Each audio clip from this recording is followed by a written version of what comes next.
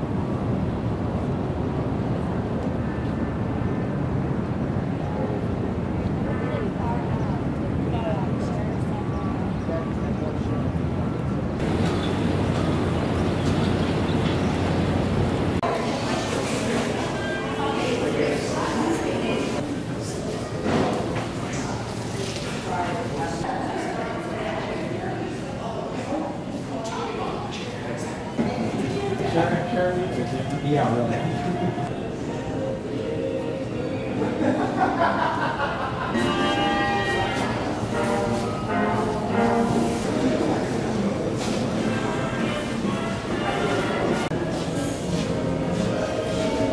Start right here at the portrait of the Grey Ghost.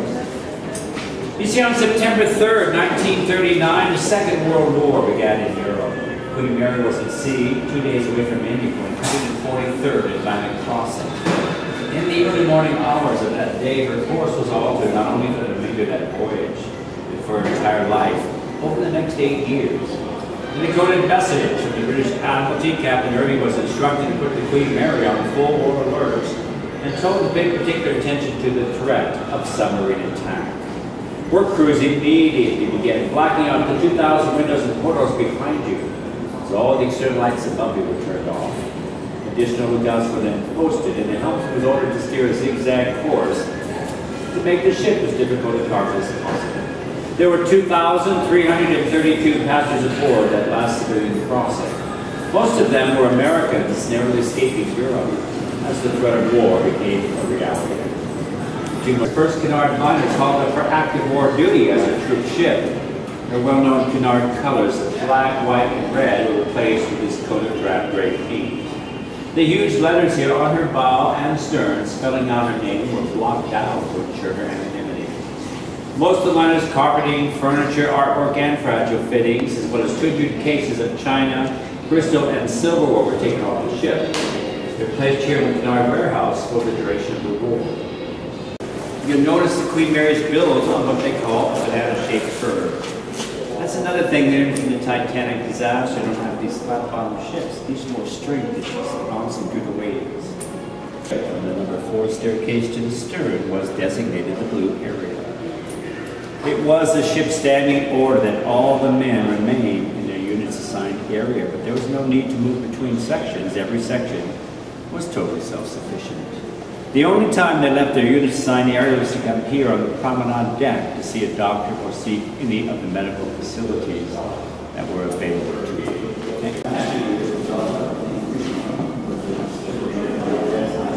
There's a $3 bill.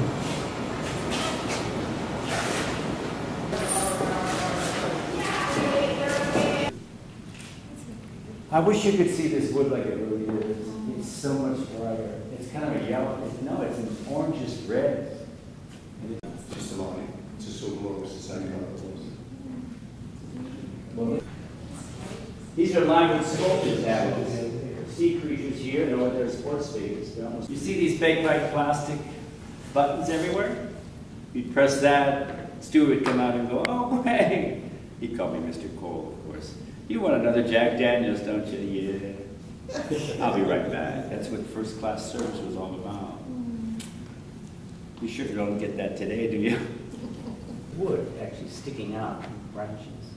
So I can't believe they could actually cut that out and have this smooth. And the thing that amazes me, you see everywhere you look trim? Yeah. Here on A deck, one 40mm gun and one 6-inch gun used against surface subs and other ships, and a 3-inch gun on the docking bridge where the brown wall is today. Isn't it amazing? I know. That became the chief gunnery officer's headquarters during the war. Here on the sun deck were 5 20mm guns, 4 rocket launchers, and 1 3-inch gun. The fear of German attack, you see, was always present amongst the troops. The corridors were blacked out, and every crack and crevice that light could seep through was sealed up, so that at night, with all internal light contained, all external light turned off, Queen Mary could pass through dark waters as swift, silent, and undetected as a graveyard spirit. That's how she got her nickname, the Grey Ghost. The feeling of unease amongst the troops. They were, of course, well aware of the danger the ship faced on her crossings, and it was usually at this time the liner's captain addressed an issue of utmost importance to them in a board, and that, of course, was the Queen Mary's survival. This is a message that Captain Gordon Illingworth sent to the men aboard this ship in October of 1943, and this is what he said to the troops. He said, "I call upon all officers and men to obey my orders to the letter. I have but one task, and that's the job of bringing this ship safe to port. And that job, God willing, I will do. It is not important that you, numbering some 15,000, arrive safely in the Firth of Clyde, but it is important that the ship be brought safely to anchor there. Remember that you and I are not indispensable to the successful prosecution of this war, but the ship is. You will keep in mind, therefore, that all your thoughts during the crossing will be directed toward the security. Enemy forces will be at work, and the Hun will try every device in its power to bring the Queen to harm. Submarines will trail us, and aircraft will harass us. They've done it before, and we have every reason to believe they will do it again. But the Queen will take care of herself. From now until the moment you debark, think in terms of the ship. Treat her gently and do not abuse her. She stands ready to do for you what she's done for thousands who have gone before. Keep her confidence and do not betray her with carelessness or misdeed. Do these things, and the ship will bring us to the mouth of Clyde by Tuesday next. So help us God. Knots, which is about 30 miles an hour. She was the fastest liner in the world till 1952, and because of that, she was our #1 stronghold against the enemy during the war. Well, you can certainly see why Adolf Hitler, as well as the Emperor of Japan, would put up a $250,000 bounty and the Iron Cross with oak leaves to any submarine captain who could find and sink the Queen Mary. She's a miracle ship. There wasn't enough time or water. They pumped aboard 6,500 tons of water for the troops, but they were ration water. For a 6-day crossing, they were given half a gallon for all 5 days.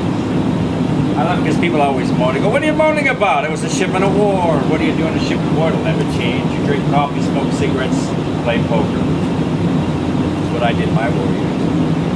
I gotta tell you, I lost a hell of a lot of money playing poker. So I had to sit around reading Ian Fleming books, which are James Bond books, and I old I am. Still a youngster. Thank you very much. That's all right. 5 years old. What's that? Judging from the children that come on here on my tours, I have been in every war except the Civil War. I'm like, oh my God. Well, I'm World War I here. They all think I was on the ship. They're ruthless kids today. One quick story. This one young kid comes up and he looks at my new tours for kids. He looks up and he goes, "Greg, how old are you?" And I went, "No, this is just wrong. You don't ask the person how old they are, right?" So I thought I'll lie to him. So I said, "I'm 44." And he goes, "You look older." And I said, anyway, that was just a story about me. So anyway, there wasn't enough water either. I had a man on my tour that said, "You're right about that, Greg." I hardly ate it all. I said, "Sir, what were you doing?" He goes, "I'll tell you what I was doing. I was at the back of the ship in the blue area, but unlike you, I was down there playing props, and I was winning a lot of money." I said, "Well, aren't you lucky?" Don't make me feel any better about my losses. They were a lot. Thanks for coming in.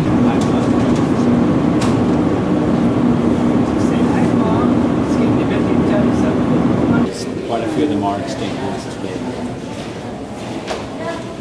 Beautiful, aren't they?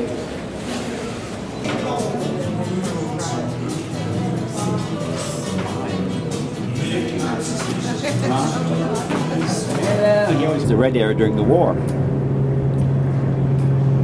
My favorite story, I had a man on my tour that was a cook in the mess hall. He said, Greg, I was slaving away 3 decks below down there, dying to come out one time, get some sunshine on my face, little fresh air. Snuck up the staircase, opened the door that's over there, and said, oh, I was amazed at what I saw here. Hundreds of men in white life jackets standing right there looking toward the bow of the ship. He said, Greg, I was so amazed I slammed that door. In that exact second, they all turned around, knelt down to me. He said, I felt like God. And I realized what was going on. He said, they saw a giant wave coming over the bow. He said, they were just ducking. Soaked us to the bone. I'll tell you, that was the last time that I came out here for a breath of fresh air. Didn't even go up to the bow of the ship. See where that guy's going to walk up the staircase, and there's a walkway. Nobody was allowed up there but the first class, not the first class, but the crew. They came up to a... He never said anything. They never want to talk about it. Sad. It's a shame because you guys... I was on a destroyer escort, mostly convoy duty, anti-submarine, that sort of thing. But it was interesting.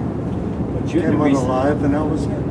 you're the reason we're here today. Well, that's Free, and we could be talking Japanese or We're not marching that talking weird at all. walk.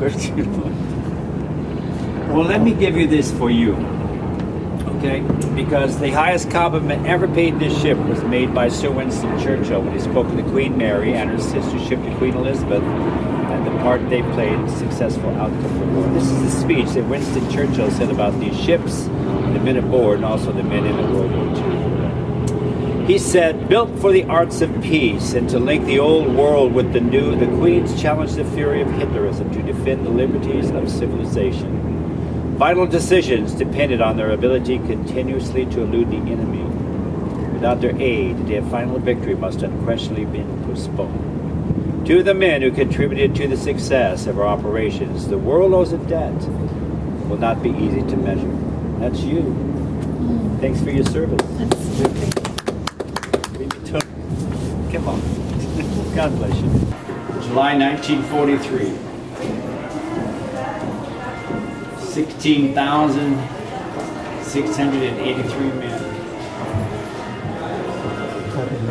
Those are the men that are outside at a particular time of the day. No, it's mind-boggling.